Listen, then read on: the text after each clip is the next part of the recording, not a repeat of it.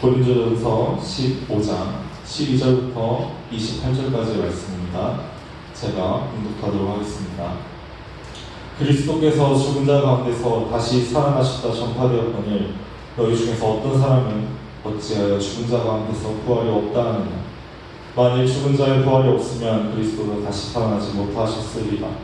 그리스도께서 만일 다시 살아나지 못하셨으면 우리가 전파하는 것도 헛것이요 또 너희 믿음도 헛것이며 또 우리가 하나님의 거짓 증인으로 발견되리니 우리가 하나님이 그리스도를 다시 살리셨다고 증언하였습니다. 만일 죽은 자가 다시 살아난 일이 없으면 하나님이 그리스도를 다시 살리지 아니하셨으리라. 만일 죽은 자가 다시 살아난 일이 없으면 그리스도도 다시 살아나신 일이 없었을 터이요 그리스도께서 다시 살아난 일이 없으면 너희 믿음도 헛되고 너희가 여전히 죄 가운데 있을 것이요 또한 그리스도 안에서 잠자는 자도 망하였으리니 만일 그리스도 안에서 우리가 바라는 것이 다만 이 세상의 삶뿐이면 모든 사람 가운데 우리가 더욱 불쌍한 자이리라.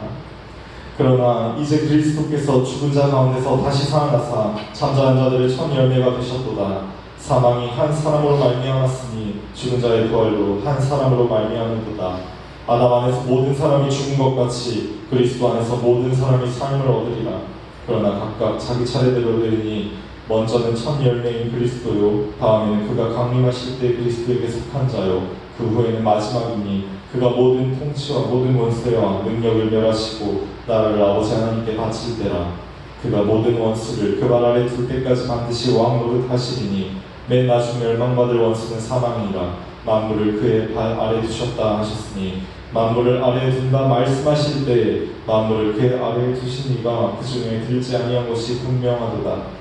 만물을 그에게 복종하게 하실 때에는 아들 자신도 그때 만물을 자기에게 복종하게 하신 이에게 복종하게 되리니 이는 하나님이 만유의 주로서 만유 안에 계시려 하시니라. 아멘. 네, 오늘 이 예배자리에 나온 여러분 환영합니다. 우리 옆자리에 있는 사람을 보고 이렇게 인사할까요? 수고했어. 네, 수고했어 라고 인사하면 좋을 것 같습니다. 여러분 수고 많으셨습니다. 참 중학생, 고등학생으로 산다는 게 쉽지 않죠. 대한민국에서. 어떻게 보면은 대한민국에서 사는 게 쉽지 않은 것 같다는 생각이 들기도 하는 요즘입니다. 더 넓게 생각하면 이 21세기 2024년을 살아가는 게 참 쉽지 않다는 생각이 드는 요즘입니다.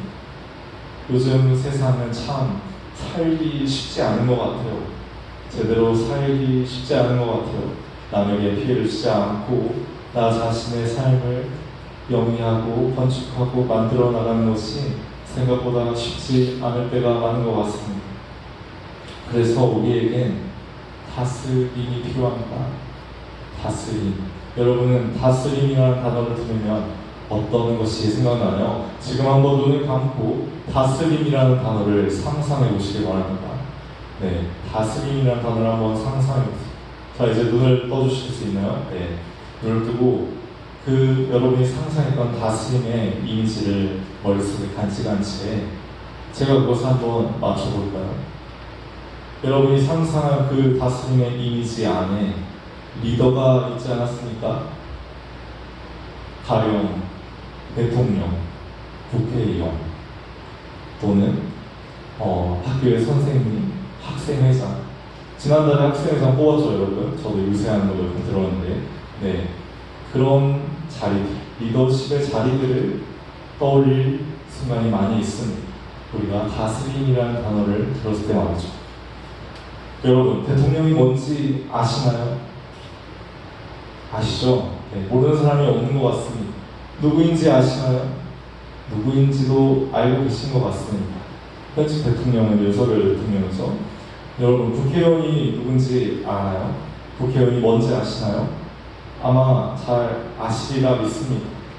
특히나 선거철에 길을 다니다 보면 너무나 잘 알아볼 수 있게 홍보하고 있기 때문에 알기 쉬운 것 같습니다. 그런데 이제 질문을 조금 바꿔봅시다. 여러분이 대통령이 누군지도 알고 국회의원이 누군지도 알고 학생회장이 누군지도 알 텐데 그들은 무슨 일을 하나요? 그들이 무슨 일을 하는지 아시나요, 여러분? 교과서적인 답변이 있겠죠. 입법, 사법, 행정으로 분류가 되어서 각각 행정권과 입법권을 가집니다. 이런 대답을 할 수도 있을 것이고, 학생회장은 학생들을 대표하는 역할로서 학교 안에서 다양한 교내 봉사활동 등을 수행합니다. 라고 할 수도 있을 것입니다. 그러면 조금 더 어려운 질문을 한번 해볼까요? 그들은 어떤 일을 해야 하나요? 그들은 어떤 일을 해야 하나요? 영어로 have라고 하면 어떤 일을 해야 하죠? 여러분, 리더는 어떤 일을 해야 합니까? 이 질문에 대한 답은 간단합니다. 다스리는 일을 해야 합니다. 그러면 그 다스림은 뭘까요? 하나님은 사람을 창조하시고 나서 생육하여 번성하라, 땅을 정복하라, 땅을 다스리라 하셨는데 그 다스림은 대체 뭘까요? 예수님의 제자들은 그가 누구이시기에 이 폭풍우까지도 잠잠하게 다스리시는가 묻는데 그 다스림은 뭘까요? 이스라엘 백성들은 우리를 다스릴 왕을 달라고 사무엘 선지자에게 요구하는데 그 다스림은 뭘까요? 성경이 말하는 다스림은 뭘까요? 여러분 생각하신 적이 있나요? 다스림이 뭔지 정확히 정의할 수 있나요? 이상적인 다스림이 뭔지 말씀하실 수 있나요? 오늘 그것을 성경은 이야기해주고 있습니다. 다스림은, 이거 외우셔야 됩니다. 다스림은 살게 하는 것입니다. 다스림은 살게 하는 것입니다. 그래서 다스림에 영역이 참 많이 있는데 이 다스림, 왕이 하는 이 역할인 다스림의 가장 중요한 부분을 제가 줄여서 3가지 정도로 정리를 해보았습니다. 다스림의 첫 번째 영역은 먹이는 것입니다. 살게 하려면 먹여야 되는 것이죠. 그래서 다스림은 먹이는 것입니다. 예수님은 보리떡 5개와 물고기 2마리로 수천 명의 사람들을 먹이셨습니다. 그가 다스리시는 그리스도이시기 때문에 하나님은 이스라엘 백성들을 광야 땅에서 만나와 일출하기로 먹이셨습니다. 그가 이스라엘 백성을 다스리는 여호와이시기 때문에 공중에 나는 새 한 마리도 이 땅 가운데 가장 가난한 자부터 가장 부유한 자까지 하나님은 먹이십니다. 하나님은 다스리십니다. 우리가 필요한 삶의 필수품들을 채워주십니다. 우리의 필요를 아시고 하나님을 믿는 자와 믿지 않는 자, 하나님을 구주로 고백하는 자와 고백하지 않는 자의 생명 활동을 책임지시는 분이 주님이십니다. 하나님은 믿는 자에게나 믿지 않는 자에게나 여호와 하나님이시기 때문에 그것이 바로 다스림입니다. 사람들은 그런 다스림을 리더에게 원합니다. 우리를 먹고 살게 해줄 다스림을 요구합니다. 그리고 그것이 잘 되지 않으면 불만을 표출하고, 때로는 그 리더십을 다 치워버리기도 합니다. 그런 다스림의 첫 번째 의미는 그래서 먹이는 것입니다. 그런데 정말 살게 하는 먹이는 음식물이 아닙니다. 탄단지가 아닙니다. 우리를 정말로 살게 하는 먹이는 바로 참 생명의 양식된 말씀입니다. 하나님은 이 세상을 말씀으로 지으셨습니다. 태초에 하나님이 천지를 창조하시느니라 하는 말씀으로 이 세상은 시작되어서 이것은 하나님의 말씀이다. 이것을 1.1도 없앨 수 없다라는 말씀으로 이 성경은 끝이 납니다. 말씀과 말씀으로 끝나는 이 성경, 이 세상은 말씀으로 시작돼 말씀으로 끝날 것입니다. 말씀으로 제작되어 말씀으로 완성될 것입니다. 하나님의 율법은 예수님을 통해서 완성되듯이 이 세상은 말씀으로 가득 차 있습니다. 우리가 숨쉬는 대기부터 우리가 딛는 이 작은 이 땅까지, 이 4층 바닥까지 전부 다 하나님의 주권 아래에 있습니다. 하나님의 말씀이 아니면 있을 수도 없습니다. 이 세상과 이 세상 안에 지은 모든 것이 그 원소 분자 단위 하나까지 하나님께서 직접 창조하셨습니다. 그것이 하나님의 다스림입니다. 우리는 그래서 그 말씀을 통해 삽니다. 예수님은 말씀하십니다. 사람이 떡으로만 살 것이 아니고 하나님의 말씀으로 살 것이라 말하십니다. 떡은 며칠 안 먹어도 살 수 있을지 모릅니다. 물은 며칠 안 마셔도 살 수 있을지 모릅니다. 하지만 말씀이 없으면 살 수 없습니다. 하나님은 우리를 말씀으로 먹이십니다. 그게 바로 예수님의 그리스도의 직분, 왕의 직분인 것입니다. 이 말씀으로 먹인다라는 표현은 다르게 말하면 우리에게 말씀을 가르쳐 주신다는 뜻도 됩니다. 우리에게 하나님은 말씀을 가르쳐 주십니다. 이 성경 말씀을 가지고 우리가 어떻게 살아야 하는지, 무엇이 옳고 무엇이 그른지, 어떤 생각을 가져야 하며 인간관계나 이 세상 가운데 어떠한 생활 습관을 가져야 하며 어떠한 태도를 가져야 하며 어떠한 선택을 해야 하는지 가르쳐 주십니다. 그래서 그 가르침이 우리를 살게 합니다. 따라서 하나님의 다스림은 곧 선지자적 사명이기도 합니다. 우리가 지난 3주간 예수님의 선지자적 사명, 제사장적 사명, 왕적 사명을 다루고 있죠. 다스림의 첫 번째 의견은 그래서 먹이는 것, 궁극적으로는 하나님의 참 생명의 양식된 말씀으로 그리스도의 몸으로 먹이는 것입니다. 다스림의 두 번째 영역은 고치는 것입니다. 생명은 아플 때가 있죠. 생명은 병들 때가 있습니다. 생명은 그 기능을 제대로 수행하지 못할 때가 있습니다. 그렇게 병들어 있을 때 치료가 필요합니다. 우리가 감기에 걸리면 감기약을 먹고 무좀에 걸리면 무좀약을 걸고, 그렇죠. 눈이 따가우면 안약을 넣듯이 치료가 필요합니다. 그 치료가 궁극적으로는 육신의 치료일 수는 있지만 궁극적으로는 영의 치료입니다. 죄로 인해 파멸된 영혼의 치료가 필요합니다. 아픈 사람도 있고 건강한 사람도 있고 치료를 받은 사람도 있고 안 받은 사람도 있겠지만 모든 사람은 죄로 인해 병든 죄인, 이 죄는 이 세상에 존재하는 어떠한 질병보다도 끔찍합니다. 죄는 전염되면서요, 동시에 치료 방법이 의학적으로 존재하지 않으면서요, 사람의 육신만 죽이는 게 아니라 그 영혼까지 지옥불에 던질 만한 강력한 위력을 가진 전염병입니다. 그런데 이 죄는 오직 예수 그리스도를 믿는 그 믿음으로만 치유될 수 있습니다. 따라서 예수님의 다스림은 바로 낫게 하는, 고치는 것입니다. 우리는 그분 안에 있을 때 나을 수 있습니다. 회복될 수 있습니다. 치유될 수 있습니다. 우리는 힐링이라는 말을 너무 나용하는 경향이 있습니다. 카페에서 카페라떼를 먹으면서 예쁜 사진을 한 장 찍어서 인스타그램이나 틱톡에 올리고 힐링했다. 힐링했다. 조금 이상한 표현이죠. 해결된 게 없는데, 그렇죠? 나를 아프게 하고 괴롭게 하고 걱정시켰던 그 문제가 해결된 게 없는데 힐링됐다라고 말합니다. 사실 우리는 치료받는 느낌을 중요시 여기는 것 같아요. 실제로 치료됐는가 안 됐는가 보다 말이죠.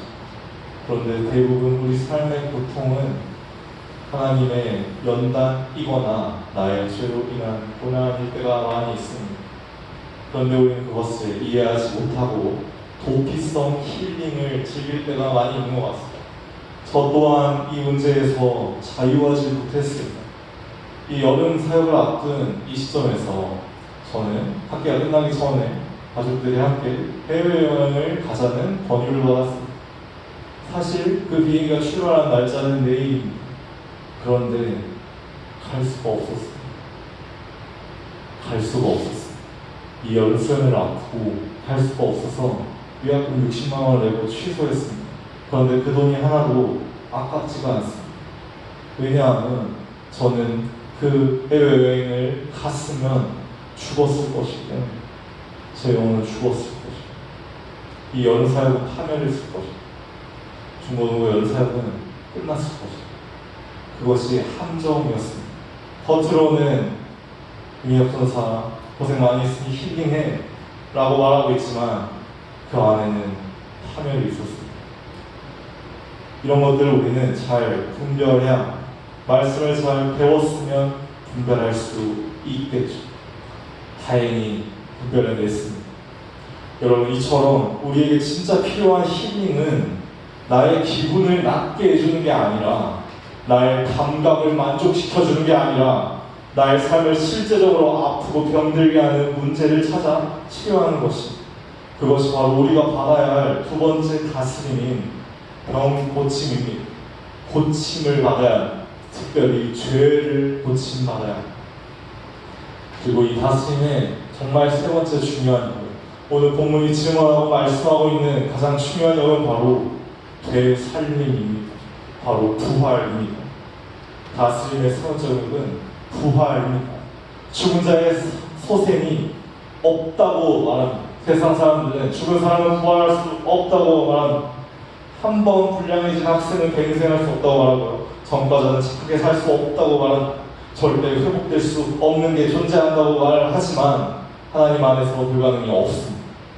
하나님 안에서 거듭남이 있습니다. 예수 그리스도를 믿는 믿음 안에서 변화될 수 있습니다. 이전엔 예수님을 믿지 않고 예수님을 저주하고 예수님을 믿는 사람들을 핍박하던 사울이 다메섹에서 예수님을 만나고 변화되었습니다. 예수님을 죽을 때까지 전했습니다. 그 머리에 승리자의 관을 쓸 때까지. 예수님을 믿지 않던 사람들이 예수님을 믿어서 변화되었습니다.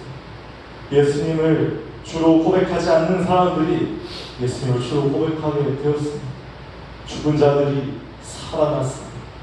믿지 않는 자들이 믿게 되었습니다. 반면 예수님을 믿으며 예수님의 이름을 전하며 구주의 복음을 전하다 죽은 사람들은 살림을 받았습니다. 그들은 비참하게 죽었습니다. 돌이켜서 죽임을 당하고 돌에 맞아 죽임을 당하고 사형당하고 살이 찢기고 십자가에 못 박혔습니다. 그런데 그들은 살았습니다. 되살림을 받았습니다. 지금도 저 하늘 높은 곳에 천국에서 보좌 우편에 앉으신 예수 그리스도와 함께 참된 자유를, 영원한 용생을 이미 얻었습니다. 여러분, 예수님의 다스림은 부활입니다. 우리의 소망은 그래서 이 땅에만 있지 않습니다. 오늘 본문 말씀 19절은 이렇게 말하고 있습니다. 만일 그리스도 안에서 우리가 바라는 것이 이 세상의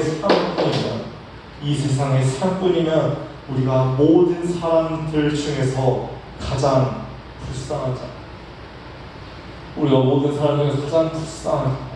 여러분, 이 땅에서의 삶이 우리 인생의 전부가 아닙니다. 여러분, 이 땅에서의 시간이 우리 인생의 전체가 아닙니다. 이것은 말하자면 에피타이저에 불과한, 이것은 말하자면 체험판에 불과한, 이것은 말하자면 데모 버전에 불과한. 여러분, 이 땅에서의 삶은 나그네의 시간, 우리는 거룩한 본향 천국을 소망하는 믿음을 가지고 살아가야 합니다. 그곳에 영생이 있습니다. 이 땅에서의 죽음을 두려워하지 않아야 합니다. 우리를 살리실 예수 그리스도를 믿어야 합니다. 이 땅에서의 시간에 목숨 걸 것이 아니라 저 높은 하늘나라에 보좌 우편에 앉아 계신 예수 그리스도와 함께할 그 시간에 여러분의 인생을 걸어야 합니다. 여러분의 시간을 쏟아야 합니다. 그것이 우리가 받아야 할 다스림입니다. 이 다스림은 이 최근의 세상에서 많이 상실되고 있습니다. 먹이는 다스림, 고치는 다스림, 다시 살게 하는 다스림이 우리가 살고 있는 이 사회 가운데서 점차 희미해지고 있습니다. 왜냐하면 예수님을 믿는 우리들이 그 다스림을 실천하지 않기 때문입니다. 우리는 이 하나님 나라의 다스림을 실천할 의무가 있는 사람, 우리가 이 땅 가운데서 잘 되지 않지만, 때로는 실패하지만, 때로는 창피하고, 때로는 억울하고, 때로는 손해보는 것 같지만 하나님 나라의 이 다스림을 받기 위해, 하나님 나라의 이 다스림을 전하기 위해, 하나님 나라의 이 다스림을 가지고 있는 이 그리스도적 사명을 감당하기 위해 애쓴다면 여러분에겐 승자의 관이 주기가 되어 있을 것입니다. 여러분은 보좌 우편에 앉으신 그리스도와 함께 왕 노릇하게 될 것입니다. 여러분은 이 세상의 종말이 다가오는 그 순간에 부끄럽지 않게 될 것입니다. 여러분, 어떠한 선택을 하시겠습니까? 오늘 본 말씀은 이렇게 말하고 있습니다. 만물을 그의 발 아래 두셨다 하셨으니 만물을 아래 둔다 말씀하실 때 만물이 그의 아래 두신 이가 그 중에 들지 않는 것이 분명하다. 하나님께서 만물을 예수 그리스도의 발 아래 두실 때 예수님은 그 만물에 포함되지 않았다는 말입니다. 예수님은 그 만물 위에 계십니다. 예수님 우리가 살고 있는 이 세상 위에 계십니다. 이 불시 위에 계십니다. 이 서울이나 이 수도권 위에 계십니다. 이 대한민국 위에 계시고요. 이 지구 위에 계시고요. 이 우주 위에 계십니다. 예수님이 위에서 만물을 주관하고 다스리고 계십니다. 이 부서실에 기어다니는 벌레 한 마리의 생명까지도 주관하십니다. 우리가 사용하는 가족 이모티콘 하나하나까지 알고 계십니다. 여러분, 예수님은 우리의 삶을 실제로 다스려 오셨고 다스리고 계시며 앞으로 다스리실 것입니다. 그러니 우리는 그 다스림을 나만 받고 말 생각을 안 해야 합니다. 나만 받고 마는 것이 아니라 그와 함께 그리스도의 이 사명을 감당하는 그리스도의 제자로, 그리스도의 자녀로 살아가야 할 것입니다. 여러분, 줄인자들을 먹이십시오. 여러분, 가난한 친구를 위해서 돈 쓰는 걸 주저하지 마십시오. 여러분, 병든 자를 고치는 일에 동참하십시오. 아픈 자를 불쌍히 여기고 병든 친구, 장애를 가진 친구를 차별하지 마십시오. 여러분, 그들에게 참 생명을 주십시오. 그들에게 예수님의 부활을 전해주십시오. 여러분이 사랑하고 아끼는 여러분의 친구들에게 정말 참 생명을 얻게 하는 예수 그리스도의 복음을 전해주십시오. 누가 그것을 할 수 있겠습니까? 누가 그것을 할 수 있겠습니까? 누가 그걸 해야 하겠습니까? 여러분이 할 수 있습니다. 여러분이 그 사람과 만나 친구가 된 것이, 여러분이 그 사람과 만나 한 반이 된 것이 우연이 아닙니다. 운이 아닙니다. 어쩌다 본이 된 게 아닙니다. 가나다 순으로 이름을 뽑아서 배치한 게 아닙니다. 그것이 하나님이 우리에게 바라시는 다스림을 받는 백성의 다스리는 모습이십니다. 오늘 말씀을 마치도록 하겠습니다. 우리가 함께 한 가지 찬양을 불렀으면 좋겠는데요. 빛나는 왕의 왕이라는 찬양, 우리가 다스림을 받는 그리스도의 백성으로서 예수 그리스도의 다스림을 이 세상 가운데 실천할 때 사람들은 우리의 얼굴에서 예수님의 광채를 보게 될 것입니다. 사람들은 우리를 통해서 기뻐하게 될 것입니다. 많은 시간이 지나고 많은 세월이 지나서라도 우리에게 고맙다라고 말하게 될 것입니다. 나에게 예수님을 전해줘서 너무 고마워. 내가 아프고 힘들 때 나의 곁에 있어줘서 고마워. 내가 가난하고 추울 때 나를 도와줘서 고마워. 여러분이 그 감사의 인사를 한시 듣는 날이 올 것입니다. 우리가 다스림을 받는 백성으로 살 때마다 빛나는 왕의 왕 찬양하겠습니다. 왕의 왕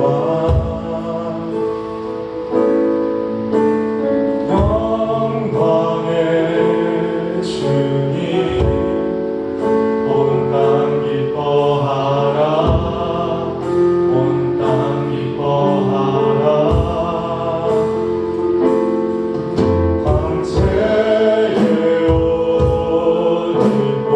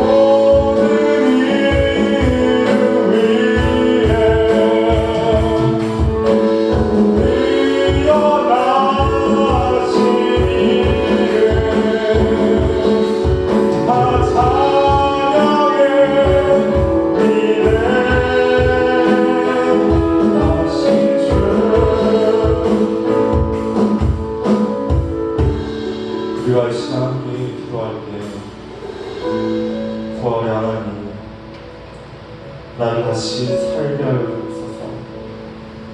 내가 이전의 삶을 뒤로한 채 온전히 거듭나게 하시고, 내가 이전의 연약함을 뒤로한 채 온전히 성장하게 하시고, 내가 그동안 외면해왔던 나의 삶의 수많은 순간들과 인연들에 그리스도의 다스림을 전할 수 있는, 부활의 메시지를 전할 수 있는 그런 제자가 되게 해달라고 함께 기도하는 시간 가지도록 하겠습니다.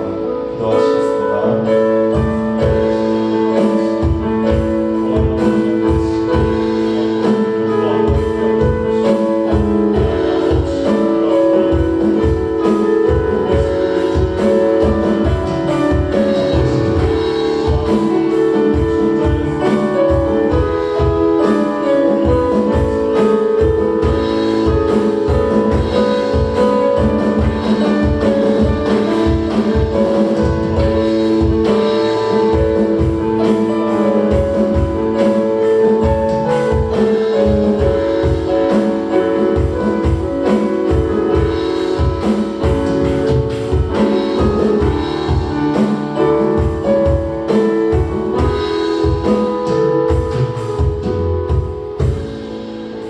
모든 것을